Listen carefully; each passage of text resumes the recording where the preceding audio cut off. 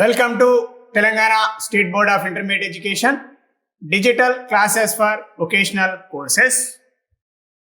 I am M. Narsimha Reddy, MCom Gold Medal in Taxation, CGL in Vocational Accounting and Taxation, Government Junior College, Sirpur Kagaz Nagar, District Komarambim, Asifabad. Learning objectives. First one, expenses are of two types. A. Revenue expenditure. B. Capital expenditure. Difference between revenue and capital expenditure and examples for capital expenditure and revenue expenditure. Second one is types of income. First one is regular income. Second one is casual income. అభ్యాసనం చేయవలసిన విషయాలు. ఒకటి, రాబడి మరియు పెట్టుబడి ఖర్చులు. రాబడి మరియు పెట్టుబడి ఖర్చులకు మధ్య వ్యత్యాసాలు మరియు ఉదాహరణలు. రెండవది, ఆదాయంల వర్గీకరణ. ఒకటి, క్రమబద్ధమైన ఆదాయము. రెండవది, యాదృచ్ఛిక ఆదాయము. పన్ను విధింపు. ఒకటి, యూనిట్ 4 పెట్టుబడి మరియు రాబడి. Part D digital class. Unit 4 capital and revenue. Part D digital class. రాబడి మరియు పెట్టుబడి ఖర్చులు. ఖర్చులు రెండు రకములు. ఒకటి, రాబడి ఖర్చులు. రెండవది, పెట్టుబడి ఖర్చులు. ఒకటవ అంశం, రాబడి ఖర్చులు. ఖర్చు యొక్క ఉపయోగార్థం ఒక నియమిత కాలం అనగా ఒక సంవత్సరంనకు కానీ లేదా సంవత్సరపు లోపు కానీ ఉన్నచో అట్టి ఖర్చును రాబడి ఖర్చు అంటారు. ఉదాహరణకు చెల్లించిన జీతాలు, అద్దె, వడ్డీ, కమిషన్, డిస్కౌంట్ మొదలగు అంశాలను మనము రాబడి ఖర్చులకు ఉదాహరణగా చెప్పుటకు అవకాశం కలదు. అదేవిధంగా పెట్టుబడి ఖర్చులు రెండవది. ఖర్చు యొక్క ఉపయోగార్థం ఒక నియమిత కాలం అనగా ఒక సంవత్సరం కంటే ఎక్కువ కాలం ఉన్నచో అట్టి ఖర్చును పెట్టుబడి ఖర్చు అంటారు. ఉదాహరణకు యంత్రంల కొనుగోలు, భవనంల కొనుగోలు మరియు ఉపకరణంల కొనుగోలు మొదలగునవి ఉదాహరణలుగా చెప్పవచ్చును. అదేవిధంగా రాబడి ఖర్చులు మరియు పెట్టుబడి ఖర్చులకు ముఖ్యమైనటువంటి వ్యత్యాసం, ఖర్చు యొక్క ఉపయోగార్థం కనుక ఒక సంవత్సర కాలం కానీ లేదా సంవత్సర కాలం లోపు కానీ ఉన్నట్లయితే దానిని మనము రాబడి ఖర్చులుగా గుర్తించవలసి ఉంటుంది. అదేవిధంగా అదే ఖర్చు యొక్క ఉపయోగార్థం కనుక ఒక సంవత్సర కాలం కంటే ఎక్కువగా ఉన్నట్లు అయితే మనం దానిని పెట్టుబడి ఖర్చుగా పేర్కొనవలసి ఉంటుంది. అంటే మనం రాబడి ఖర్చును అదేవిధంగా మరి ఆ పెట్టుబడి ఖర్చును నిర్ధారణ చేయుటలో కాలాన్ని పరిగణలోకి తీసుకుంటూ ఆ ఖర్చు యొక్క ఉపయోగార్థం కనుక సంవత్సర కాలం లోపు ఉన్నట్టయితే దాన్ని మనం రాబడి ఖర్చులుగా చెప్పవలసి ఉంటుంది. అదేవిధంగా ఆ ఖర్చు యొక్క ఉపయోగార్థం సంవత్సర కాలం కంటే ఎక్కువగా ఉన్నట్లయితే దాన్ని మనము పెట్టుబడి ఖర్చుగా చెప్పడం అనేది జరుగుతుంది. అదేవిధంగా సాధారణంగా ఇక్కడ ఉదాహరణల విషయంలో రాబడి ఖర్చులకు వచ్చినట్టయితే చెల్లించినటువంటి జీతాలు అనేది సాధారణంగా ఉద్యోగస్తులకు లేదా కార్మికులకు చెల్లించేటువంటి వేతనాలు ఏవైతే ఉన్నాయో ఆ వేతనాలను ప్రతి నెల చెల్లించడం అనేది జరుగుతుంది. అదేవిధంగా సంవత్సరంలో వారి యొక్క సేవలు సంవత్సరపు లోపు ముగిసిపోవడం అనేది జరుగుతుంది. వారి ద్వారా సేవలను తీసుకున్నందుకు వారికి చెల్లించినటువంటి ప్రతిఫలం యొక్క ఉపయోగం అనేది ఒక సంవత్సర కాలంలోపు ఉంటుంది కాబట్టి వాటిని మనం రాబడి ఖర్చులుగా చెప్పడం జరుగుతుంది. అదేవిధంగా జీతాలే కావచ్చు, అద్దె కావచ్చు, వడ్డీ కావచ్చు, లేదా కమిషనే కావచ్చు, లేదా డిస్కౌంటే కావచ్చు, ఏవైతే ఉన్నాయో వాటిని మనము ఉదాహరణగా చెప్పుటకు అవకాశం కలదు. అదేవిధంగా ఖర్చు యొక్క ఉపయోగార్థం సంవత్సరం కంటే ఎక్కువ అంటే అది సంవత్సరం కంటే ఎక్కువ అంటే 5 సంవత్సరాలు కావచ్చు, 3 సంవత్సరాలు కావచ్చు, 10 సంవత్సరాలు కావచ్చు, లేదా 20 సంవత్సరాలు కావచ్చు, లేదా 30 సంవత్సరాలైనా కావచ్చు. కానీ ఖర్చు యొక్క ఉపయోగార్థం మాత్రం దీర్ఘకాలికంగా అంటే సంవత్సరం కంటే ఎక్కువ ఉన్న ఎడల మనము దాని పెట్టుబడి ఖర్చుగా గుర్తించవలసినటువంటి అవసరం అనేది ఉంటుంది. అదేవిధంగా పెట్టుబడి ఖర్చుల యొక్క మొత్తాలు కూడా పెద్ద మొత్తాల్లో ఉండడం అనేది జరుగుతుంది. ఉదాహరణకి యంత్రాల కొనుగోలే కావచ్చు, అదేవిధంగా భవనాల కొనుగోలే కావచ్చు, అదేవిధంగా ఫర్నిచర్ కొనుగోలే కావచ్చు, అదేవిధంగా భూమి కొనుగోలే కావచ్చు, ప్లాంట్ కొనుగోలే కావచ్చు. ఇవన్నీ కూడా సాధారణంగా మనం వీటిని స్థిర ఆస్తులుగా చెప్పడం అనేది జరుగుతుంది. ఈ స్థిర ఆస్తులను వ్యాపార సంస్థ లేదా సంస్థలు ఏవైతే ఉన్నాయో అవి ఎప్పుడు స్థాపన సమయంలో కానీ లేదా వ్యాపారాన్ని ప్రారంభించిన తదుపరి కానీ స్థిర ఆస్తుల మీద వెచ్చించినటువంటి మొత్తాలు ఏవైతే ఉన్నాయో ఆ వెచ్చించినటువంటి లేదా చెల్లించినటువంటి మొత్తాలను మనం పెట్టుబడి ఖర్చుగా చెప్పడం అనేది జరుగుతుంది. అదేవిధంగా ఇప్పుడు యంత్రాల కొనుగోలు చెప్పుకున్నట్టయితే యంత్రాన్ని ఒక రోజు వాడగానే లేదంటే సంవత్సరం కాలంలో వాడగానే మనము వాటిని తొలగించడానికి అవకాశం లేదు. ఆ వాటి యొక్క ఉపయోగార్థం అనేది కొన్ని సంవత్సరాల తరబడి ఉండడం అనేది జరుగుతుంది. కాబట్టి మనం భవనాలైనా ఒక సంవత్సరంలోపు వాడిన తర్వాత వాటిని మనం డిస్మెటల్ చేసేటువంటి పరిస్థితి ఉండదు. కాబట్టి అవి కూడా ఎక్కువ కాలానికి వాడే అవకాశం ఉంటుంది. కాబట్టి వాటిని మనం స్థిర ఆస్తులుగా గుర్తిస్తాం. ఆ స్థిర ఆస్తుల కొనుగోలుకై చెల్లించినటువంటి ఖర్చులు ఏవైతే ఉన్నాయో ఆ ఖర్చులను మనము పెట్టుబడి ఖర్చులుగా చెప్పడం అనేది జరుగుతుంది. Revenue and capital expenses. Expenses are of two types. First one is revenue expenditure. Second one is capital expenditure. First point is revenue expenditure. If the benefit of the payment expires within one accounting year, then it is known as revenue expenditure. Example: rent paid, salaries paid, discount paid, commission paid, etc.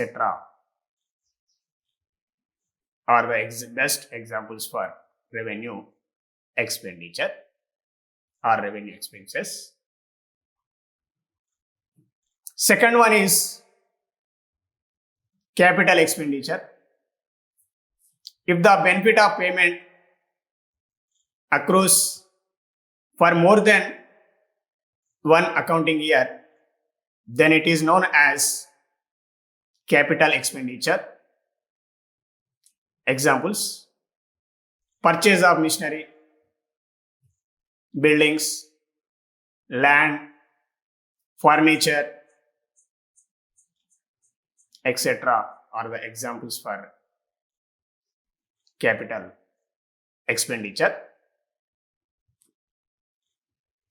రాబడి మరియు పెట్టుబడి ఖర్చులకు మధ్య వ్యత్యాసాలను ఈ విధంగా కలవు. రాబడి ఖర్చులు, పెట్టుబడి ఖర్చులు.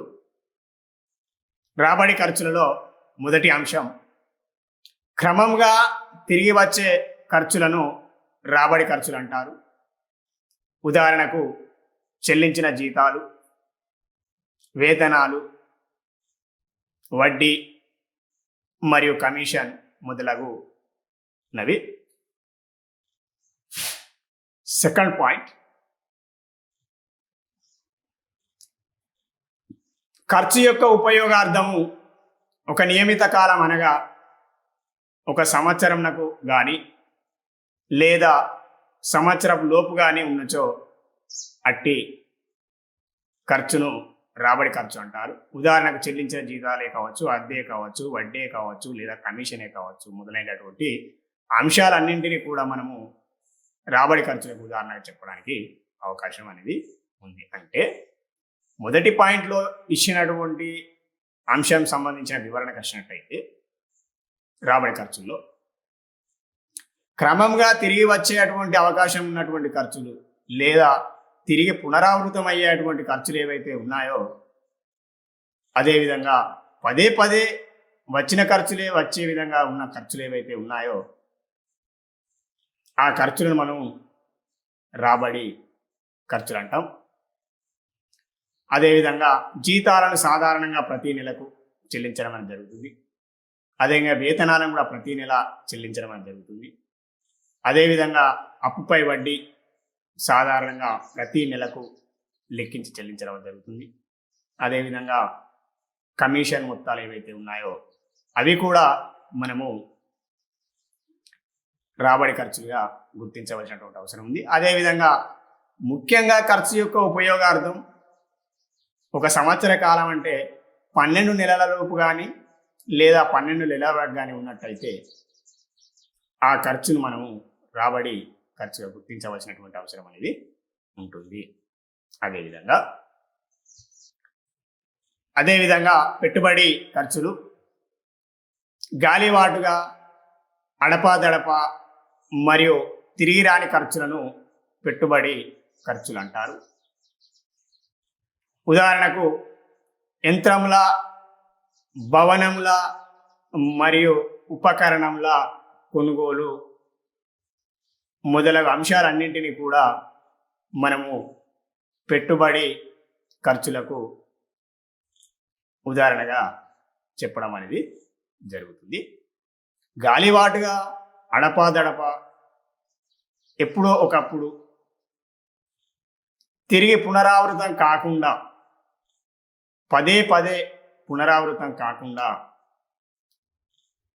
వచ్చేటువంటి ఖర్చులు ఏవైతే ఉన్నాయో ఆ ఖర్చులను పెట్టుబడి ఖర్చులు అంటాం. సర్వసాధారణంగా ప్రతి వ్యాపార సంస్థ కూడా లేదా సంస్థలు ఎవరైతే ఉన్నారో వారు ఈ యంత్ర పరికరాలను కానీ భవనాలను కానీ లేదా ఫర్నిచర్ మొదలగు భూమి మొదలగు స్థిర ఆస్తుల విషయానికి వచ్చినట్టయితే కంపెనీ స్థాపన సమయంలో కానీ లేదా మధ్యలో కానీ ప్రతిరోజు లేదా ప్రతి నెల లేదా సంవత్సరంలో పదే పదే కొనుగోలు చేసేటువంటి అంశాలు కావు, ఇవి ఆస్తులు కాదు. అదేవిధంగా స్వభావరీత్యా ఇవి స్థిర ఆస్తులు. అదేవిధంగా ఈ ఖర్చు యొక్క మొత్తాలు కూడా పెద్ద మొత్తాల్లో ఉండడం అనేది జరుగుతుంది. కావున వీటిని మనం గాలివాటుగా అడపాదడప మరియు తిరిగి రాని ఖర్చులను పెట్టుబడి ఖర్చులు అంటారు. ఉదాహరణకు యంత్రాల కొనుగోలు, భవనాల కొనుగోలు మరియు ఉపకరణ కొనుగోలు చెప్పడానికి అవకాశం ఉంది. ఇది ఒక అంశం అయితే, ఇక రెండో అంశం విషయానికి వచ్చినట్టయితే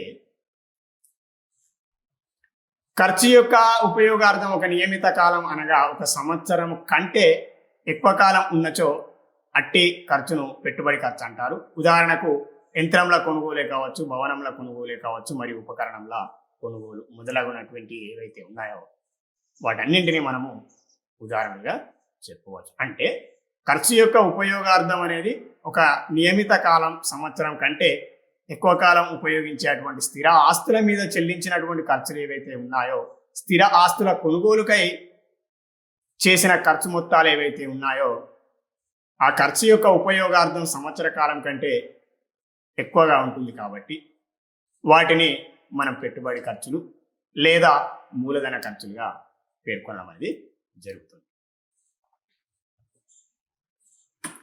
the following are the difference between revenue and capital expenditure. Revenue expenses and capital expenses. Revenue expense side, first point is routine or regular or recurring expenditure. Examples: salary paid, rent paid, discount paid, commission paid, interest paid on loan are the best examples for revenue expenses. Second point, revenue expenditure side, is revenue expenditure benefits for less than 1 year. Example: rent paid, telephone charges, electricity bills are the salaries paid are the best examples for revenue expenses. Capital expenditure side, first point is casual, irregular and non-recurring expenditure.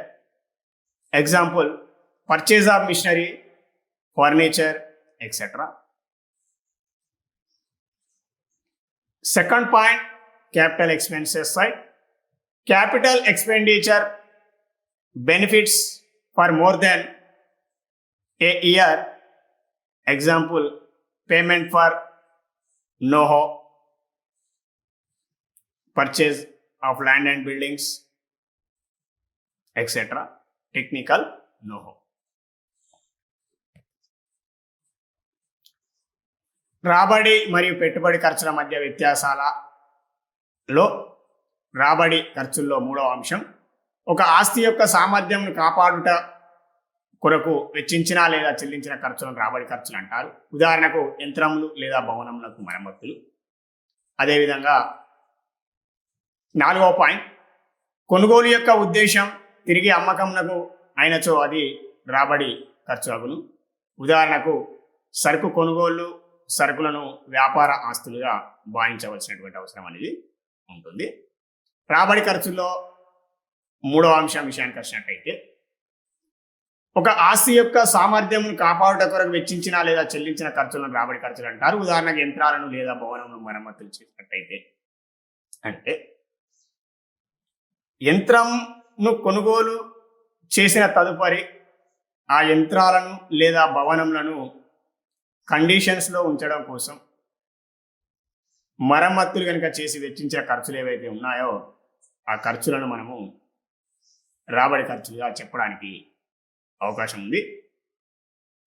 యంత్రాన్ని కొనుగోలు చేసి చెల్లించిన ఖర్చులు ఏవైతే ఉన్నాయో దాన్ని మనము పెట్టుబడి ఖర్చుగా చెప్పినట్లయితే, యంత్రాన్ని కొనుగోలు చేసిన తదుపరి యంత్రం మరమ్మతులకు కానీ లేదా వాటి కండిషన్స్లో ఉంచడం కోసం లేదా వాటిని నిర్వహించడం కోసం చెల్లించినటువంటి ఖర్చులు ఏవైతే ఉన్నాయో ఆ ఖర్చులను మనము రాబడి ఖర్చులకు ఉదాహరణగా చెప్పడం అనేది జరుగుతుంది. అదేవిధంగా ఆస్తుల కొనుగోలు ఏదైతే ఉందో లేదా వెచ్చించినటువంటి ఖర్చులు ఏవైతే ఉన్నాయో అది వ్యాపారపు సరకై ఉండవలసినటువంటి ఖర్చు ఏదైతే ఉందో ఆ ఖర్చును మనం రాబడి ఖర్చులు అంటాం. తిరిగి అమ్మేటువంటి ఉద్దేశంతో కొనుగోలు చేసేటువంటి వస్తువులను మనము వ్యాపారపు సరుకు అంటాం. ఆ వ్యాపార సరుకు మీద వెచ్చించినటువంటి మొత్తాలను మనము రాబడి ఖర్చుగా చెప్పడం అనేది జరుగుతుంది. పెట్టుబడి ఖర్చుల అంశంలో మూడో పాయింట్, ఆస్తి యొక్క సామర్థ్యం పెంచుటకై చెల్లించిన ఖర్చు పెట్టుబడి ఖర్చు అగును. ఉదాహరణకు మనిషి నడుపు యంత్రంను విద్యుత్ చేసే పని చేయుటకు మార్పుల కోసం వెచ్చించినటువంటి ఖర్చులు విషయానికి వచ్చినట్టయితే, ఆస్తి యొక్క సామర్థ్యం పెంచుటకై చెల్లించినటువంటి ఖర్చులు పెట్టుబడి ఖర్చు అంటే మనిషి సహాయంతో లేదా మానవ శ్రమతో నడిచే అటువంటి యంత్రాన్ని మనము మార్పులు చేస్తూ ఉత్పత్తి సామర్థ్యాన్ని పెంచడం కోసం విద్యుత్ శక్తి మోటార్లను కానీ లేదా మరే ఇతర యంత్ర పరికరాన్ని అమర్చడం ద్వారా ఉత్పత్తి సామర్థ్యాన్ని పెంచుకునేటువంటి క్రమంలో చెల్లించినటువంటి ఖర్చు ఏదైతే ఉందో ఆ ఖర్చులను మనము పెట్టుబడి ఖర్చులుగా చెప్పడానికి అవకాశం అనేది ఉంది. వాటిని పెట్టుబడి ఖర్చులు అంటాం. ఆ ఖర్చు యొక్క స్వభావం కూడా ఎక్కువ మొత్తంలో ఉండడం జరుగుతుంది. అది స్థిర ఆస్తికి సంబంధించి, అదేవిధంగా దీర్ఘకాలానికి ఉపయోగార్థం అనేది ఉండడం అనేది జరుగుతుంది. అదేవిధంగా పెట్టుబడి ఖర్చుల అంశంలో 4వ పాయింట్, కొనుగోలు యొక్క ఉద్దేశం వ్యాపారంలో వాడకం అయినా అది పెట్టుబడి ఖర్చులు అగును. ఈ వెచ్చించిన ఖర్చులను ఆస్తులుగా గుర్తించు. అంటే యంత్రాలను కొనుగోలు చేసినా కానీ, లేదా భవనాలను కొనుగోలు చేసినా కానీ, లేదా భూమిని కొనుగోలు చేసినా కానీ, లేదా ఫర్నిచర్ను కొనుగోలు చేసినా కానీ, లేదా ప్లాంట్ను కొనుగోలు చేసినా కానీ, ఈ ఆస్తులు ఏవైతే ఉన్నాయో ఇవన్నీ స్థిర ఆస్తులు. ఈ స్థిర ఆస్తులను మనము వ్యాపార అవసరాల నిమిత్తం, లేదా సంస్థ అవసరాల నిమిత్తం, లేదా వస్తువుల ఉత్పత్తి నిమిత్తం వాడవలసి ఉంటుంది. వీటిని తిరిగి అమ్మే ఉద్దేశంతో కాకుండా వ్యాపార లేదా సంస్థల లేదా ఉత్పత్తి ప్రక్రియల కోసం ఈ ఆస్తులను దీర్ఘకాలికంగా, అంటే 1 సంవత్సర కాలం కంటే ఎక్కువ వాడకమైనచో వాటిని మనము స్థిర ఆస్తులు అంటాం. ఆ స్థిర ఆస్తుల మీద చెల్లించినటువంటి ఖర్చులు ఏవైతే ఉన్నాయో వాటినన్నింటినీ పెట్టుబడి ఖర్చులు అంటాం. Revenue expenses, third point. If expenditure is incurred on assets to maintain the present efficiency, then it is a revenue expenditure. Examples: repair to machinery, repairs to plant, repairs to buildings, etc. Fourth point from revenue expenses: if the purpose of purchase is to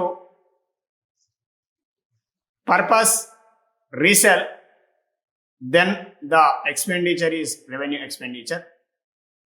Example: purchase of goods, stocks, trading assets are the examples for revenue expenses. Then come to the capital expenses side. Third point is, if the expenditure is incurred to improve the earning capacity, then it is a capital expenditure. Example: manual run machine is converted into power run machine capacity. Fourth point is, if the purpose of purchase is not to resell but to use in the business, then it is a capital expenditure. Example: purchase of plant and machinery, land and buildings, non-trading assets is the examples for capital expenditure. రాబడి ఖర్చుల్లో 5వ అంశం, వ్యాపార వ్యవహారముల యొక్క బాధ్యతల కోసం చెల్లించిన ఖర్చు రాబడి ఖర్చు అగును. ఉదాహరణకు వ్యాపార సంబంధిత ఒప్పందం ఉల్లంఘించినందుకు చెల్లించిన నష్టపరిహారం. 6వది ఆదాయం సంపాదించుట కొరకు చెల్లించిన ఖర్చును రాబడి ఖర్చు అంటారు. ఉదాహరణకు చెల్లించిన జీతాలు, వేతనాలు మరియు అద్దె మొదలగునవి. ఇక పెట్టుబడి ఖర్చుల అంశంలో 5వ అంశం, వ్యాపారేతర వ్యవహారముల యొక్క బాధ్యతల కోసం చెల్లించిన ఖర్చును పెట్టుబడి ఖర్చు అంటారు. వ్యాపారంతో సంబంధం లేని ఒప్పందం ఉల్లంఘించినందుకు చెల్లించినటువంటి నష్టపరిహారాలను మనము ఉదాహరణగా చెప్పవచ్చును. అదేవిధంగా పెట్టుబడి ఖర్చుల్లో 6వ అంశం, ఆదాయ మూలమును పొందుట కొరకు చెల్లించిన ఖర్చును పెట్టుబడి ఖర్చు అంటారు. ఉదాహరణకు ప్రత్యేక హక్కుల ద్వారా ఒక సంస్థ యొక్క సరుకుల పంపిణీ చేయడం కోసం చెల్లించిన ఖర్చులు.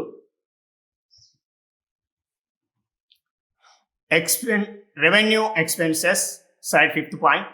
A payment made to discharge revenue liability is a revenue expenditure. Example, compensation paid for breach of business contracts.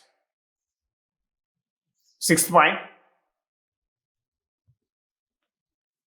is if payment is made to earn is revenue expenditure. Example, wages, salaries, rent paid, incurred to get sold, sale distribution is the examples.